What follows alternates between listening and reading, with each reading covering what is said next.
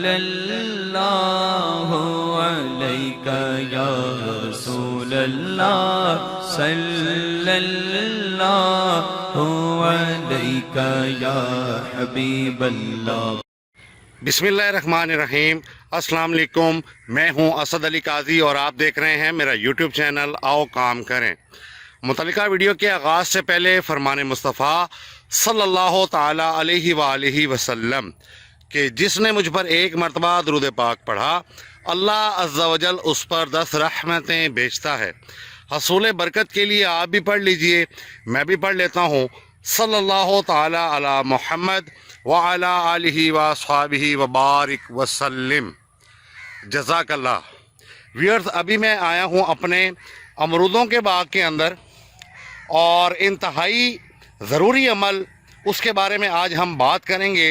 और ये अमल उस वक़्त होता है कि जब हम गर्मियों की फ्रूटिंग जो है उससे फारिग हो जाते हैं, यानी जब हमने गर्मियों का फ्रूट उठा लेना है तो उसके बाद सर्दियों के फ्रूट के लिए, यानी वो फ्रूट जो हमने सर्दियों में हासिल करना है, जो इस बाग से तोड़ना है या बेचना है वो हमने अगर ज़्यादा मिकदार में हासिल करना है, ज़ाहिर है हर बाग वाले की ये ख्वाहिश होगी कि ज़्यादा से ज़्यादा फ्रूटिंग हो, ख़ुसूसन सर्दियों की, तो मैं ज़्यादा से ज़्यादा पैसे कमाऊँ। तो उसके लिए हमने कौन से ऐसे ज़रूरी अमल हैं कि जो हमने सर्दियों की फ्रूटिंग ज़्यादा से ज़्यादा हासिल करने के लिए अपने गावा गार्डन में उस वक्त करने हैं जबकि हम गर्मियों की फ्रूटिंग से फारिग हो चुके हैं। तो इसके बारे में आज हम बात करेंगे। तो व्यूअर्स, अभी मैं आपको सबसे पहले ये चीज़ दिखाता हूँ कि हमने गर्मियों की फ्रूटिंग, जब हम गर्मियों की फ्रूटिंग से फारिग हो चुके हैं तो हमने सबसे पहले ये किया है कि हमने अपने बाग के अंदर जो है वो रूटावेटर के ज़रिए ये सारा घास, सारा गंद, जड़ी बूटी, ये जो बाग के अंदर अभी आप ये देख रहे हैं कि बिल्कुल ये ऐसे मैदान बना पड़ा है, ये चारों साइडों पे ये देख लें, ये सारा हमने रूटावेटर इसके अंदर चलवा के तो इसका गंद सारा हमने ख़त्म करवा दिया है, तल्फ करवा दिया है। ये देख लें, ये पूरा ऐसे मैदान की शक्ल इख्तियार की हुआ है अभी इस वक्त हमारा बाग। ये जो गंद है, दरमियानी गंद, जो दरमियानी इसका गैप होता है पौधों के दरमियान, वहाँ हमने रूटावेटर चलवा के इसका गंद ख़त्म करवा लिया है।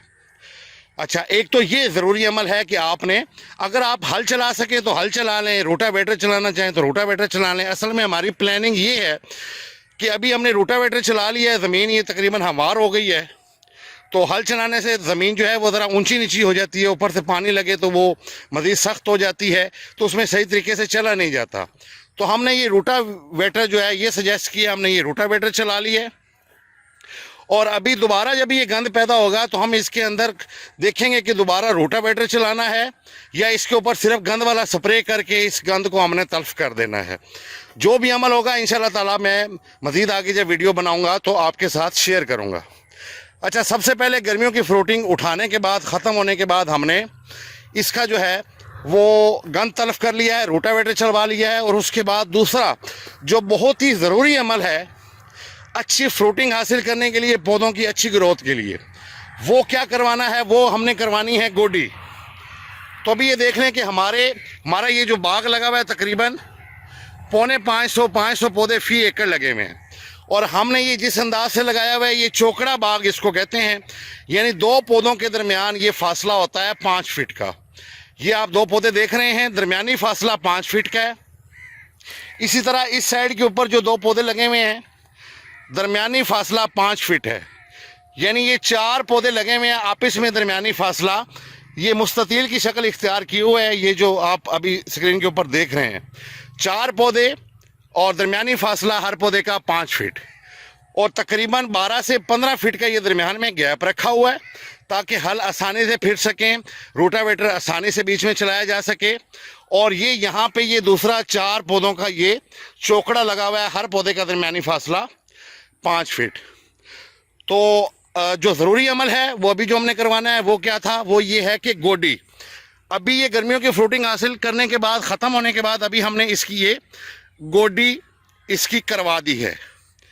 पूरे खेत में हल चला दिया है, अपना रोटावेटर चला के गंद तल्फ कर लिया है, और पौधों के साथ जो है ये हमने ये कस्सियों के ज़रिए गोडी की जाती है, जिसको पंजाबी में कई बोलते हैं।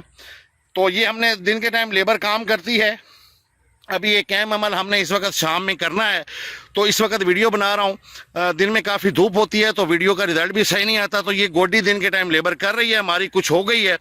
अभी जिस एरिया की गोडी हो चुकी है वो मैं आपको दिखा रहा हूँ। ये देखें, पौधों के करीब से ये सारी हमने ये गोडी करवा दी है।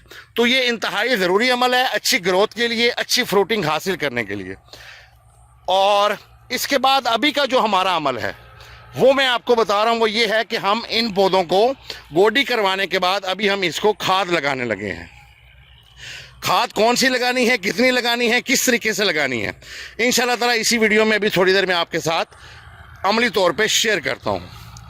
तो गर्मियों की फ्रूटिंग ख़त्म होने के बाद पहला ज़रूरी अमल कि हल चला देने हैं या रोटावेटर चला के पूरे बाग की सफाई करवा लेनी है। और उसके बाद बहुत ही ज़रूरी अमल पौधों की आपने अच्छे तरीके से गोडी करवा लेनी है।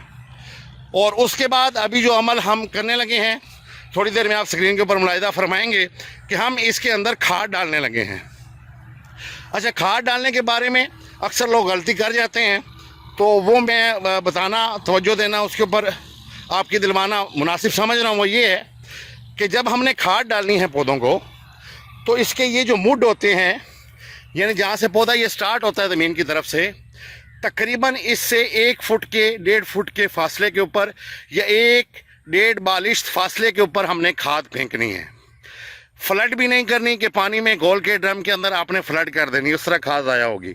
आपने फी पौधा आपने 1-1.5 मुट्ठी का हिसाब रख लेना, यानी जितनी भी आपकी कैपेसिटी है, जितनी भी खाद देना चाहते हैं अपने पौधों को, तो आपने उसके मुताबिक अपने हाथ में 1 मुट्ठी, 1.5 मुट्ठी, 2 मुट्ठी जितनी भी खाद देनी है फी पौधा, आपने जो तयन किया हुआ है मिकदार जितनी, तो आपने इसके मुड़ से 1-1.5 फुट के फासले के ऊपर खाद फेंकनी है। और उसके बाद आपने क्या अमल करना है कि इसको आपने पानी लगा देना है।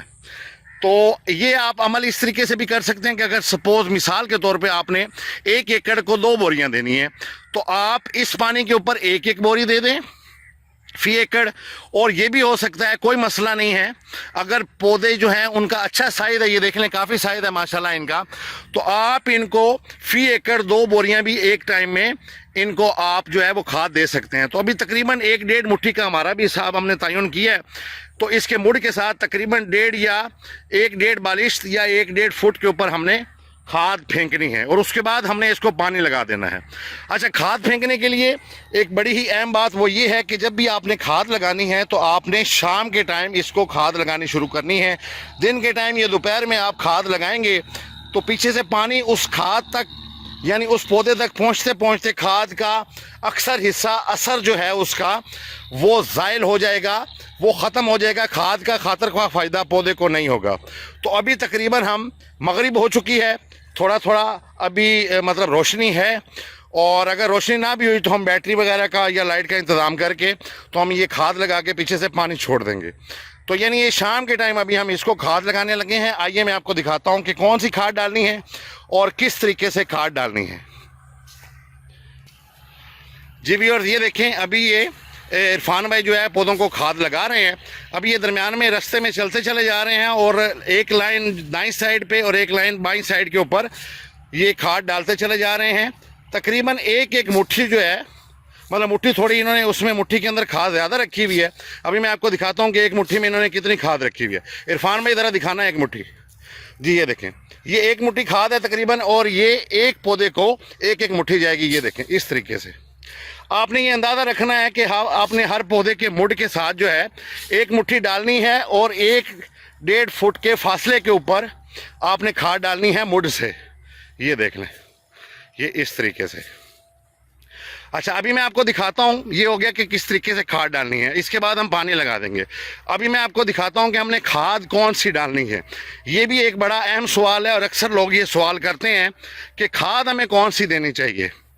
तो व्यूअर्स, ये जो फ्रूटिंग वाले मतलब पौधे होते हैं उनको अक्सर फास्फोरस की ज़्यादातर ज़रूरत होती है और इसी तरह पोटाश की ज़्यादा ज़रूरत होती है।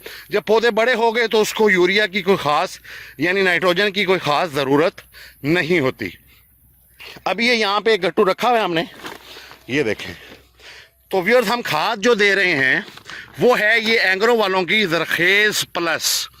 अच्छा, यहाँ बताना मुनासिब समझूंगा कि ज़रखेज़ प्लस जो है वो 2 किस्म की आती है। एक एंग्रो वालों की दरखेज प्लस है जो MOP है, MOP वो तकरीबन 45-46 रुपया उसका रेट है।